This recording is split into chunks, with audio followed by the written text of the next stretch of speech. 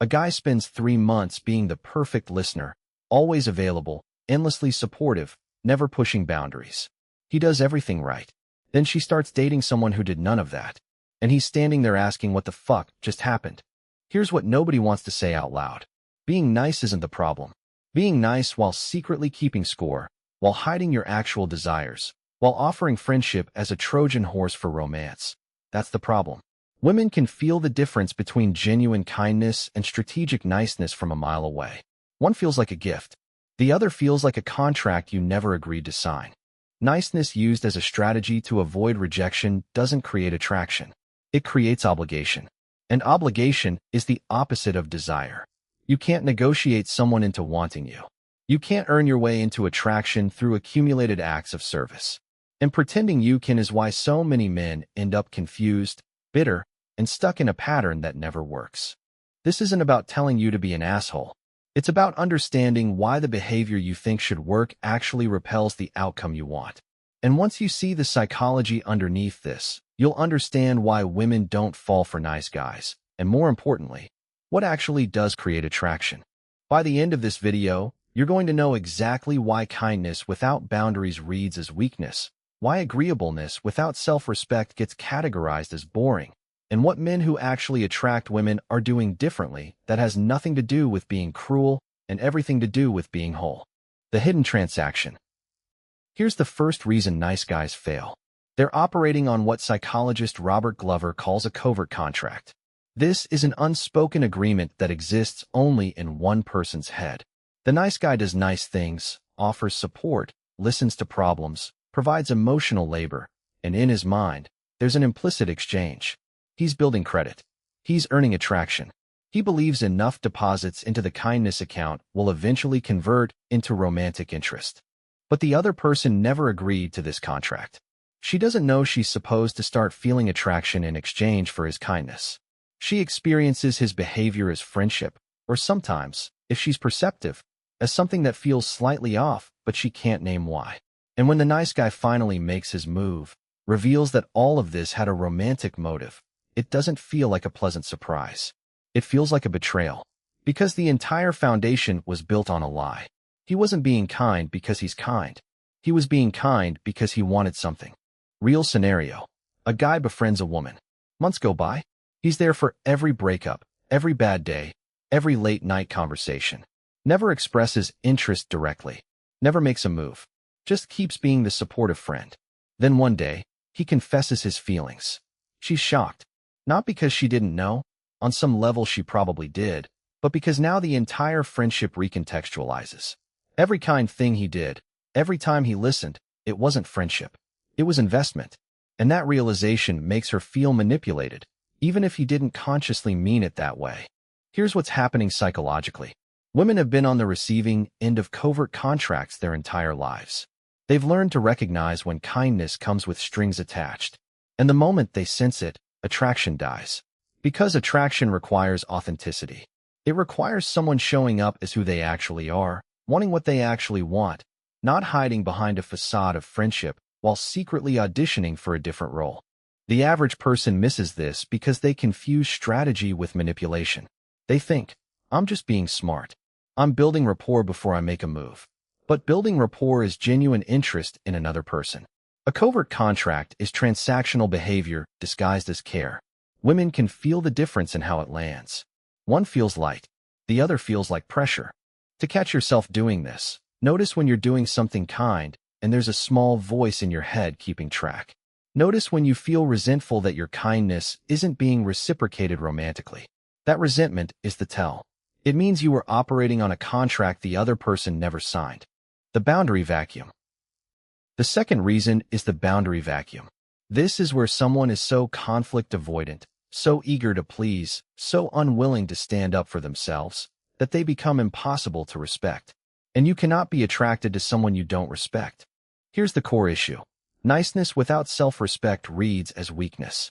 When a guy tolerates disrespect, accepts being treated as an option, never pushes back when boundaries are crossed, it sends a clear signal. This person doesn't value themselves. And if they don't value themselves, their attention, their affection, their time, none of it has weight. It becomes worthless precisely because it's given so freely without any standard attached. Think about what this looks like. A woman cancels plans last minute repeatedly. The nice guy says it's fine every time. She talks about other guys she's interested in. He listens supportively.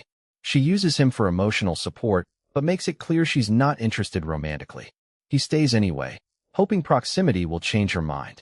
Every one of these moments is an opportunity to set a boundary, to walk away, to say, I'm not interested in a dynamic where I'm being used as a placeholder. But he doesn't.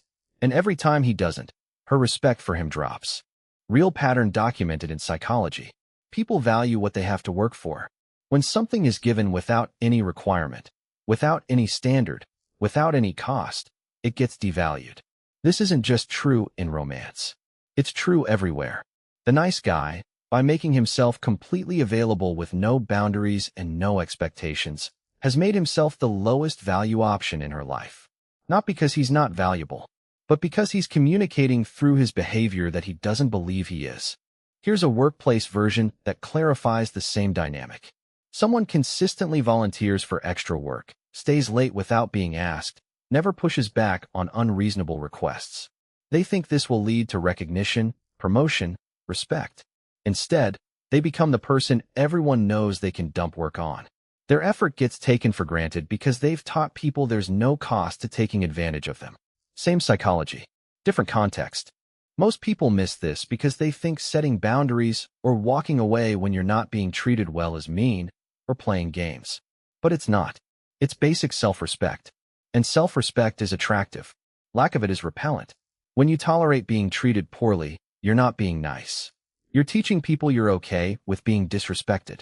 And once that lesson is learned, attraction is dead. To protect yourself, start noticing when your boundaries are being tested or crossed. Instead of immediately forgiving, accommodating, making excuses for the other person's behavior, ask yourself if you'd tolerate this from anyone else. If a friend treated you this way, would you stick around? If the answer is no, you're not being nice by tolerating it in a romantic context. You're being a doormat. And doormats don't inspire desire. We're a few minutes in, and if you want more of this kind of knowledge that most people will never hear, hit that subscribe button right now and turn on notifications. Trust me, you're going to want every single video. The stability deficit. The third reason, and this is where it gets psychologically deep, is the stability deficit. This is what happens when a nice guy uses the woman he's interested in as his primary source of emotional validation, his therapist, his entire support system. And in doing so, transfers the burden of his emotional stability onto her. Here's the mechanism. Guys who fall into the nice guy trap often have very few deep friendships, very little emotional support outside the woman they're focused on. So they dump everything on her. Every insecurity, every problem, every need for validation. They treat her like she's responsible for making them feel okay. And that's not intimacy. That's emotional labor. And one-sided emotional labor is exhausting. Real scenario. A guy is interested in a woman. Every conversation, he's talking about his problems, his insecurities, his fears. He's looking to her for constant reassurance. On the surface, this might look like vulnerability, like emotional openness. But vulnerability is sharing your internal world while still being emotionally stable. What this is offloading. He's making her responsible for his feelings. And the more he does it, the more she starts to feel like a caretaker instead of a romantic interest. Here's what's happening underneath. Women are already socialized to do massive amounts of emotional labor. They're expected to manage the emotions of everyone around them, to be caretakers, to be nurturers. When a guy comes in and adds to that burden instead of being a source of stability, it doesn't feel like connection. It feels like one more person who needs her to hold them together. And that's the opposite of attractive. The crazy part is, this often comes from guys who genuinely are sensitive, emotionally aware, in touch with their feelings. All good things. But they've never learned the difference between being emotionally open and being emotionally dependent. Being open means you share your internal experience while still taking responsibility for your own emotional regulation. Being dependent means you need the other person to make you feel okay. One is intimacy. The other is a burden. Wait until you hear this next one, because this is the part almost no one talks about. The average person misses this because they think emotional availability is inherently attractive. And it can be, but only when it's paired with emotional stability. When you're pouring out every insecurity, every fear, every need for validation onto someone you're trying to attract, you're not being vulnerable. You're being needy. And neediness repels attraction faster than almost anything else. To catch yourself doing this, notice if she's the only person you talk to about your problems. Notice if you're constantly seeking reassurance from her. Notice if your mood is heavily dependent on her responses, her attention, her validation. If the answer to any of those is yes, you've transferred the emotional burden. And the fix isn't to stop being emotional. It's to build a broader support system so that no single person is responsible for your stability. The clarity avoidance. The fourth reason is clarity avoidance. This is where a guy is so afraid of rejection that he never actually expresses direct interest. He hovers. He hints. He does kind things and hopes she'll figure it out. And in trying to avoid rejection, he guarantees it. Here's why this fails. Attraction requires clarity. It requires someone showing up and saying, through their actions and words, "I'm interested in you romantically." The indirect approach never does that. It stays in the safe zone of plausible deniability. I was just being a friend. I wasn't actually interested. And that ambiguity kills any chance of attraction building, because she's never given the opportunity to actually consider you as a romantic option. You've categorized yourself as a friend by never stepping out of that role. Real pattern that plays out in every social circle. A guy likes a woman. He spends months being around her, being helpful, being available. But he never asks her out, never makes a move, never expresses interest directly. Then another guy comes along, talks to her for 20 minutes, asks her out, and they start dating. And the nice guy is devastated. I was there the whole time. I did everything right. But he didn't. He never gave her a clear signal he was interested in anything beyond friendship. Here's what's happening psychologically. The indirect approach feels safer because if she says no, you can tell yourself, well, I never really asked, so it doesn't count as rejection. But that safety comes at a massive cost. You've removed any chance of success. Because women are not mind readers. If you don't clearly express interest, if you don't create a context where romance is on the table, she's going to assume you're just a friend. And once you're in the friend category, moving out of it becomes exponentially harder. Most people miss this because they think being indirect is polite, or respectful, or not putting pressure on someone. But there's a difference between being pushy and being clear. Being pushy is ignoring a no. Being clear is expressing interest and giving someone the opportunity to say yes or no. The indirect approach denies her that choice. It keeps her in the dark, and then punishes her, emotionally, for not figuring out something you never actually communicated. To protect yourself from this, practice directness. If you're interested in someone romantically, say it. Ask them out. Create a clear context where both of you know what's being explored. Yes, this opens you up to rejection. But rejection is better than months of ambiguity that leads nowhere. And more importantly, clarity is attractive. It shows confidence. It shows you know what you want and you're willing to risk hearing no to find out if it's mutual. We're past the 10-minute mark, and here's the realization that ties all four of these together. The authenticity problem. Every pattern we've covered, the hidden transaction, the boundary vacuum, the stability deficit, the clarity avoidance, they all stem from the same root cause. Inauthenticity. The nice guy is not showing up as who he actually is. He's showing up as a strategy. And strategies, no matter how well executed, don't create genuine attraction. Only authenticity does. Here's the deeper truth. Women don't reject nice guys because they prefer assholes. That's the cope men tell themselves to avoid facing the real issue. Women reject nice guys because nice guys, in the way we've been describing, aren't being genuine. They're hiding their desires. They're pretending to want friendship when they want romance. They're suppressing their own needs, boundaries, and preferences to avoid conflict. They're performing a version of themselves they think will be acceptable instead of showing up as they actually are. And here's the uncomfortable part. The guys who do attract women, the ones who seem to break all the rules, they're not better looking, not richer, not smarter. They're just more authentic. They express what they want. They have boundaries. They don't hide their interest. They don't keep score.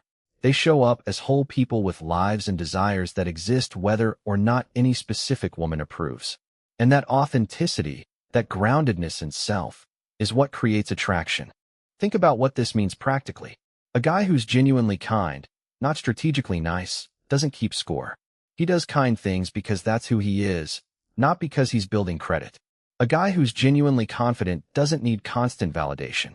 He has an internal sense of worth that doesn't fluctuate based on whether someone texts back. A guy who's genuinely interested doesn't play games or use indirect approaches. He's direct because he's not afraid of the answer. Real comparison that clarifies this. Two guys. One does everything we've described. Covert contracts. No boundaries. Emotionally dependent. Indirect. The other is straightforward. He's interested, he says so. He's kind because he's kind, not because he wants something. He has boundaries and a life outside of dating. He's emotionally stable and doesn't need her to fix him. Which one generates attraction? It's not even close. Here's what changes when you understand this. You stop trying to be what you think women want and start being who you actually are. You express interest directly instead of hoping proximity will do the work. You maintain boundaries and self-respect instead of tolerating disrespect to stay in someone's orbit. You build emotional stability through friendships and self-work instead of making one person responsible for your entire emotional world. You let kindness be a reflection of your character, not a strategy to earn affection.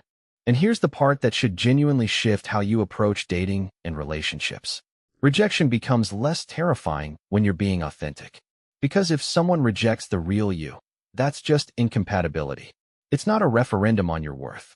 But if someone rejects the fake, strategic, nice guy version you've been performing, that cuts deeper. Because part of you knows you weren't even giving them a chance to see who you actually are. So here's what actually creates attraction. Authenticity, boundaries, self-respect, emotional stability, directness. These aren't asshole traits. These are whole person traits. And whole people are attractive because they're not trying to extract validation from you. They're already okay. And that's magnetic. The uncomfortable truth nobody wants to admit is this. Nice guys finish last not because women don't value kindness. They finish last because what's being called niceness is actually a collection of fear-based behaviors dressed up as virtue. Fear of rejection, fear of conflict, fear of being seen as you actually are. And fear, no matter how politely it's packaged, is often deeply unattractive. Here's what you do with this information. Stop using kindness as a strategy. Be kind because you're kind, and let the outcome be whatever it is. Stop erasing yourself to fit what you think someone wants. Show up as you actually are, with your actual preferences, your actual boundaries, your actual desires. Stop avoiding rejection through indirect approaches. Be direct. Ask clearly. Accept the answer, whatever it is, and move forward. And most importantly, stop outsourcing your emotional stability and self-worth to whether or not a specific person is attracted to you. Build a life, friendships, hobbies, purpose that make you genuinely okay whether you're single or not. Because that stability, that groundedness, that's what actually makes you attractive. Not the performance, not the strategy, the real you, when you're not hiding behind niceness. So here's what I actually need from you. Tell me in the comments which one of these 4 patterns you're dealing with right now, and in what situation. The hidden transaction, the boundary vacuum, the stability deficit, the clarity avoidance. Be specific. Tell me if it's dating, work, friendships, family. And tell me what you're going to do differently this week. Because recognizing the pattern is the first step to breaking it. And breaking it is the first step to actually building the kind of connections you want. Hit that like button if this shifted how you see attraction and dating. And if you're not subscribed, subscribe now and turn on notifications. We're going even deeper into human behavior, social dynamics, attraction psychology, and the uncomfortable truths about relationships that most people refuse to acknowledge. We'll go even deeper in the next video. I'll see you in the next one.